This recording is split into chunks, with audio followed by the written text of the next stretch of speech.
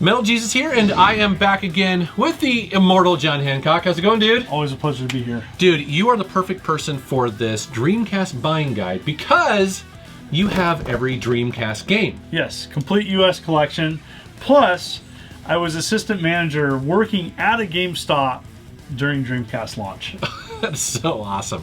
So this is my most requested buying guide, believe it or not. I know. Because I think a lot of people are really curious about the Dreamcast, where to start. You know, all the hardware, the accessories, the games. Yeah, you know, it came and went. It was really popular when it first came out. It was a great launch.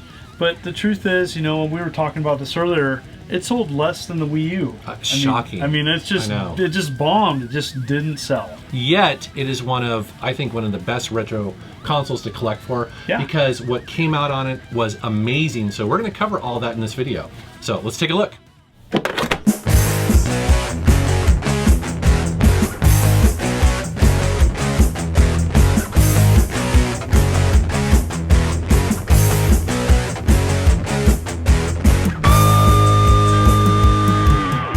Alright, so we're going to start with the hardware, and we're going to start with the first model that I found, which was the white one here, and I love the design of the Dreamcast. It reminds me of like a sports car, like it wings up here and it points down in the front. I mean, it was a gorgeous design. It was popular by collectors. I mean, Sega fans were really happy, I think, that, you know, what the Dreamcast looked like. Yeah. It had a lot of features.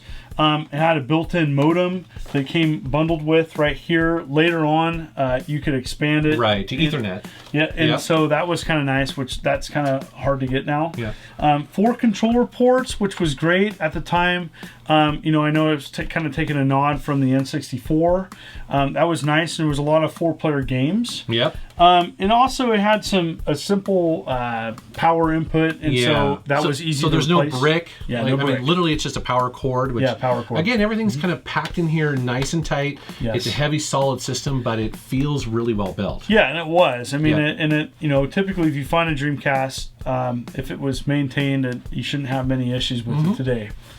And so let's talk about the video output. So there's a bunch of options here. There are a bunch of options. It came with AV cables.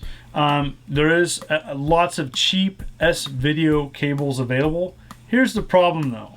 Many TVs now do not support the S-video, and it's typically an input that's not offered on HD TVs. And one of the companies, Retrobit, they make a great VGA adapter. Yeah, so what I think is really interesting about the Dreamcast is that, again, it's one of the few consoles that I know of that supported a PC output format, which is the VGA format. On computers at the time, this is very common, but on a console, it was unheard of. But it looks stunning. So this little device here, and there's a bunch of them. This just happens to be the Retrobit. It outputs to true VGA, and I happen to have an HD television that accepts it. It's called RGB on my television, but it's super sharp. I mean, it looks great. It looks so good. Just be aware that there's a bunch of different options for you to. And the other thing too, like for instance, for me, if I want to capture footage, what I do is the Elgato doesn't capture VGA, so I convert VGA to HDMI.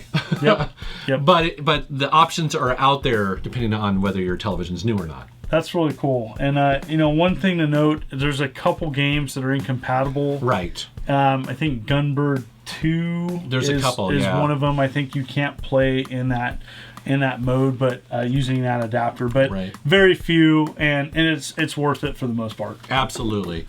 And the other thing to mention here too is that the format that it came out on. So it is not CD, it's not DVD. What is it? It's a GD-ROM, like a gigabyte ROM. Yeah. It's kind of their own format, which at the time seemed so cool because you know, everyone thought originally when CDs came out, we'll never fill those. Well, full motion video quickly fills those, right? Yes. And so what was great about this is, again, the games were able to take advantage of that. Yeah, and you know, a lot of the games look gorgeous today. Yes. And it's one thing that Dreamcast has aged okay. Some games, you know, have aged better than others, and we're going to talk about that. Right. But overall, you know, the Dreamcast in itself is a great system. I cannot believe it's, 18 years now? I know. Oh my gosh. So the other model that came out of hardware, other than the white model, is the the black model. And you know, there's a lot of collectors out here that would have loved this to be not have the Sega Sports logo on the console. I know. I'm one of those people. and it was, you know, Sports was a huge seller of the Dreamcast. It was, even though the EA did not support and make sports games for the system, Sega did, and their 2K line was very popular. Yep. It showed some cutting edge graphics for the time. Yeah. And you know, the black console is uncommon between the two, especially boxed. It's definitely worth having in the collection. I think it looks slick black. Yeah, and I even know a lot of people that have like taken the Sega Sports logo off or painted it. Oh, really? Yeah, and customized it. I would never do that. Right. But yeah, it's a great variation to have. I think it's also important to know that certain models of Dreamcast, later released models, won't play backups. Yeah, and so this is an important point here, is that piracy or making backups was a big thing with this. Even though it had its own format, it's very possible to play burned games on this. But as to your point, not every system will support that. Correct. I don't know what the cutoff is, but it's important to know. And that's really what killed the system. The other thing also, too, now that you mention it, is that one of the things when I first bought this, I was a little surprised, is how loud the drive is. I'm talking specifically about the CD-ROM drive in here. It grinds. And at first I was like, oh, did I get a defective one? Yeah. And it turns out they're all pretty much like that. Yeah. So it's something to kind of keep in mind, is that that's just how they sound. Yeah, and you know, it's a pretty hardy system. You know, like anything with moving parts, it eventually is going to go out. But to this day, I've had more Dreamcast work than not. If you can find one. Yeah, absolutely. All right, well, let's take a look at the controllers and the accessories. All right. All right, let's start with the controller that most people will find. This is my controller here. Yes.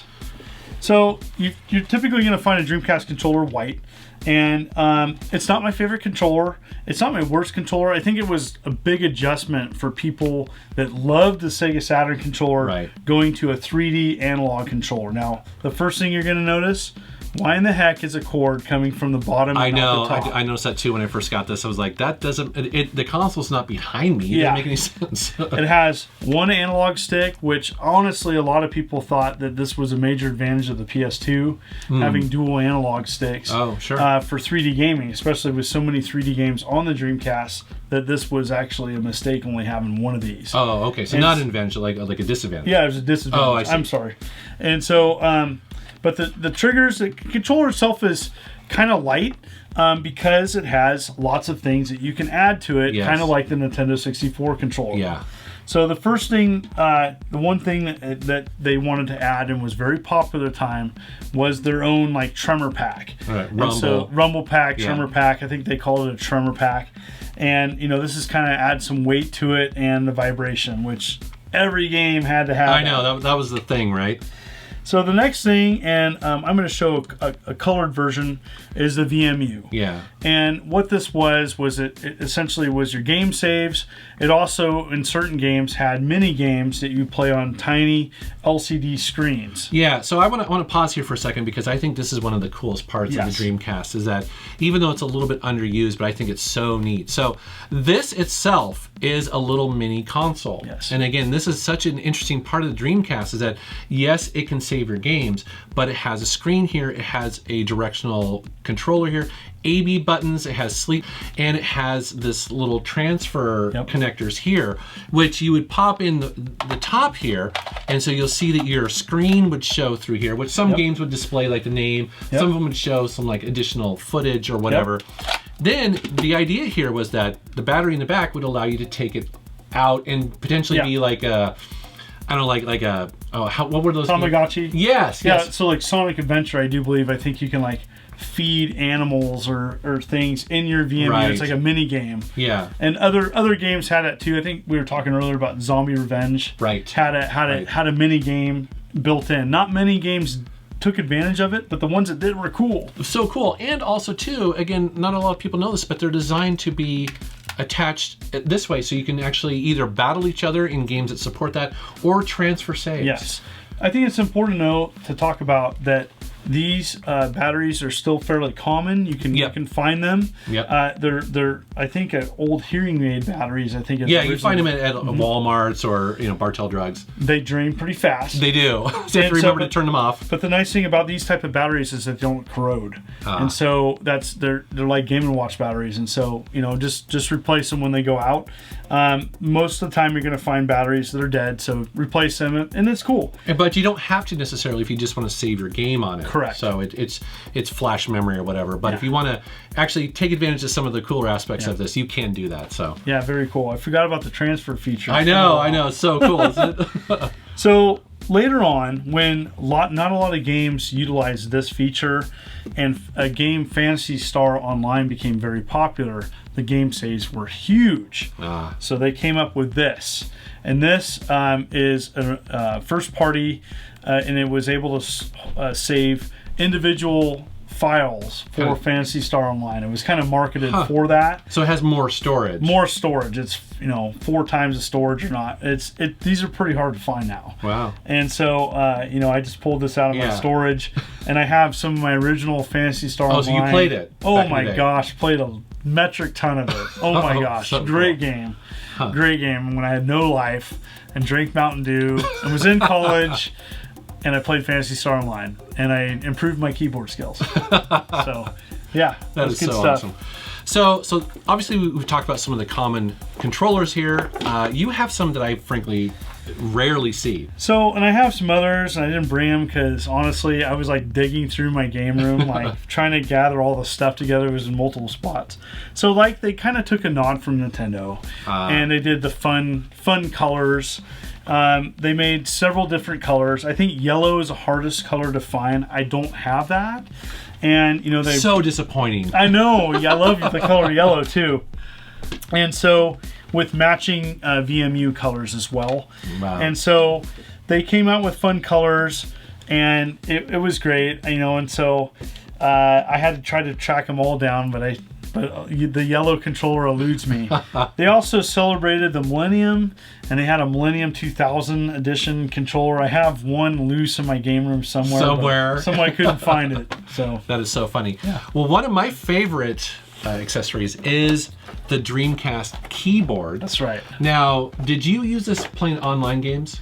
Oh, yes. I bet you did. Oh, yes. Also known as Phantasy Star Online. Yes. Yeah. Well, I have this because one of my favorite games on the Dreamcast, and Typing of the Dead. Oh, yes. So much fun. Yeah. And so finding these boxed is getting a little bit harder. I got lucky at a pawn shop, but and just be aware that there is an official keyboard out there. Yep. Some other accessories are the fishing controller, which has like motion controls in it. Yeah, and you can use that and play it on games it's not supposed to, like Soul Calibur. I think there's some videos online of people, doing really well fighting using it for fighting games. Well, then let's move on to what everyone's waiting for, and that is games we recommend you get day one. Let's take a look. Right. All right, dude. So many great Dreamcast games. Where do we start? Soul Calibur. Soul Calibur was the reason why I wanted a Dreamcast when it came out. Okay. And I watched the intro. There's a great demo mode on it. It is gorgeous. Yes. Playing this and, VGA adapter with your Dreamcast. This is pretty. There's tons of options and different gameplay modes. It's a beautiful fighter. Absolutely love it. What I love about the Soul Calibur series is the fact that you just use weapons. You know what I mean? Like, as opposed to others where your fists or you're flying around. No, this is just beating the hell out of people. Yeah. It's so cool. And I was a big fan of Namco and Tekken, and so Soul Calibur to me was just as good. Yeah. And then I loved playing with the different characters and the different moves that they could do, and of course cheaping killing somebody with Maxi, with the nunchucks. Oh man, I love this. This is a great game, and it still holds up today. Yeah, it is. It's gorgeous. Absolutely. All right, for me, oh my god. So I feel like I talk about this game all the time, but I don't care because it's so good, right? So that is Star Wars Episode 1 Racer. Yes. So this is fantastic in the arcades, and also it came out on a bunch of different systems, including the PC. But the Dreamcast to me is the best console version of this game.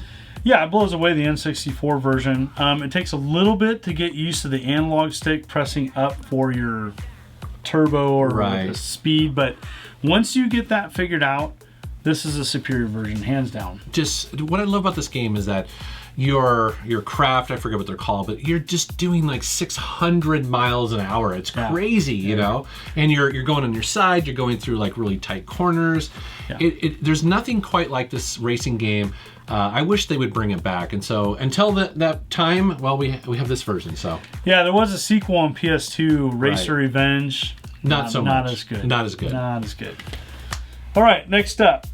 You know what? This is a great. I played a lot of this in the arcade, and while the Dreamcast version isn't perfect, it's pretty solid. Hydro Thunder, yes. Yeah, and so if you notice the sticker here, the hot new, there was a production error in some of the Dreamcast launch titles that didn't play right, and so they had to like re-release them with the sticker. That's why it's hot new. Seriously? Yeah. Because I noticed yours didn't have that sticker. Yeah. So there was a production issue, and so that's why the sticker's there. So, anyways, Hydro Thunder is an excellent. You know, there isn't a lot of boat racing, and it's well done, and the physics are well done. There's some options on tracks that you can go different places, and I love the power-ups while you're racing. You know, the boosts and all that. It's oh my god, such a great game. All right, so next up for me, I mentioned it earlier. I had to include it here. That is Typing of the Dead. Oh yes. And so why do I like this game? Well, I actually really like typing games. I don't know what it is. I think for me is that I'm actually a fairly decent typist. And also these games are really fun. Now this is House of the Dead modified to be a learning typing game. I've seen this being played in high schools. Oh really? Getting high school kids excited about typing because they're killing zombies. Well, it's so funny too because your characters in all the cutscenes have like these little battery packs and they're holding typewriters like that would be a thing. Yeah, it was so funny, but yeah, it's well done. Yeah. And I think you've all like, games to get people to type. This is the #1 game that I recommend. I know, it's surprisingly fun, and I love this game. I'm glad they made it. All right, so people that wanted kind of a more traditional RPG for the console, I would say Skies of Arcadia is one of the best made for it. Great story, there's great battles. I played this quite a bit. I never did beat it, but played it, 40 plus hours.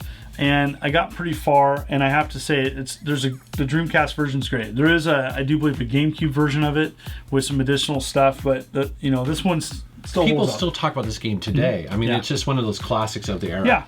Yeah, good stuff. A lot of airship battles would make this one pretty unique. Cool. All right, for me, you guys know that I love my shooters, and I really had two choices here in my personal collection. I almost chose Mars Matrix, but Gunbird 2 beats it out slightly. Nice. So, why do I like this game? Well, I like it because it has a little bit more personality. It has a bunch of really cool anime characters, really funny bosses. Plus, I just love the shooting mechanic in it. There's just a bunch of stuff blowing up at the same time. I mean, again, I'm splitting hairs here a bit. I really do like Mars Matrix, but I do like Gunbird 2 more. So, also too, we didn't cover it previously in our hardware, but this supports the arcade stick. And if you have the arcade stick, that is a must for this game too. Yes, the Age-Tech arcade stick. So well made. Yes. All right, so this one isn't always added on must-own games for Dreamcast, but it's a personal favorite of mine. As some of you know, I'm a huge brawler fan, and this is an arcade-style game called Zombie Revenge, and it's just fantastic. It's a two-player brawler. You have weapons. It's a lot of fun. It's not too long, but it's fun to play with a friend, and I enjoy it. It does have some weird VMU games on it, and it's not too expensive either. So this is a nice game. Like some collectors, sometimes you want to pick up games that won't necessarily cost a lot. This would be a good choice for you. That's right. That's right. You love your brawlers. I love my brawlers. All right, next up is a game that I luckily found at a garage sale for like 50 cents or $1. Nice. And that is a game called Bangai-O. I hope I'm pronouncing that right. I think you are. So this is a treasure shooter. Yes. Now, I only got this a little while ago, so I haven't put a ton of time into this, but Treasure always makes really weird and interesting games. Yep, a multi-directional shooter. It was originally released, I do believe, on the N64 overseas in Japan. Limited run. And then the Dreamcast has some gameplay variations and has some additional effects. And so it's fantastic for fans, for treasure fans out there. Yeah. You must pick this up. Yeah, I really enjoyed my time with this. And so, yeah, pick this up. All right, next up, Marvel vs. Capcom 2. You know, you can't talk about Dreamcast unless you bring up 2D fighting games. Right. And there was a ton of them. And Capcom really went all out supporting the system, both here in the States and overseas. And this is brilliant. I mean, if you're a fan of comic books or Street Fighter or both or fighting games, this is a must play. It's got the kitchen sink thrown in on it. It is wonderful. I love it. Also, too, I think this highlights that the Dreamcast was actually a pretty varied or powerful system, because it could meaty. it could do 3D games really well. It could do 2D games really well. I mean, it was kind of like the Saturn, but much better, don't you think? I agree. I think it had the benefits of the 2D that Saturn did well, but it also had a great 3D engine. And so with the additional horsepower, I was able to do both. And this just proves it. I mean, it's just fantastic fighting game, a must own, must play. So I actually own the original North American release, and I traded it off. Oh, nice. Before I actually knew what it was, but then I regretted it deeply. And that is Power Stone. So you've played this game a lot. Yeah, Power Stone is essentially, if you're looking for like a Smash Brothers style game for the Dreamcast. They actually did 2 Power Stones for the system. A lot of fun. 4-player mayhem. In full 3D. Yeah, full 3D. A lot of fun. This is a great multiplayer game. You know, kick a couple beers back, play this, must play. It's excellent. Both of them are great. And the reason why I'm showing you this, because it's been so hard to get another copy, that eventually I found a Japanese copy, and I was like, oh man, it's like, how am I going to play this? Well, it turns out actually that on the Dreamcast, it's actually fairly easy to do that you can basically burn your own boot of, you know, like disc swap. And basically it'll prompt you to put in a disc, and you can play Japanese imports super easily. So fighting games like this, I also have Guilty Gear and a couple others. Great. Are awesome. Easily playable on your North American Dreamcast. So that's awesome. Yeah, and both Power Stones, like I said, fantastic. Either one. Yeah, absolutely. All right, dude, so those are some of the games that we recommend. And I have to tell you, just this week, I'm not kidding, I had 2 people ask me if they should start collecting for the Dreamcast. Totally. And my answer was absolutely. Yeah. I mean, it's such a great system to collect for. Even today, there's amazing games for it. There is. I mean, it's just a volley of games out there made specifically for the system. Yes. What are the ones that you recommend or think people should get on day one? Yeah, we need to know, because as you know, we're talking this through, and we know some of you are going to say Shenmue. We know some of you are going to say Jet Grind Radio, right? Yep. There's so many great games. And these are the ones that we would pick, but we know that, you know, there's many gamers out there around the world that have different preferences. Yep. What are your preferences? Yeah, let us know down in the comments. So, dude, thanks for coming on this video. Where can people find you on the internet? You can search the immortal John Hancock and find me on YouTube, Facebook, and Twitter. Awesome. All right, guys. Thanks very much for watching. Thanks for subscribing, and take care. So many great video game systems. So many awesome buying guides. And I have done a bunch of those with John Hancock because he has an amazing game collection. So you're going to want to check out those videos. Also, you're going to want to be subscribed to my channel because I release 2 new videos every single week on Tuesdays and Fridays. Thanks for watching.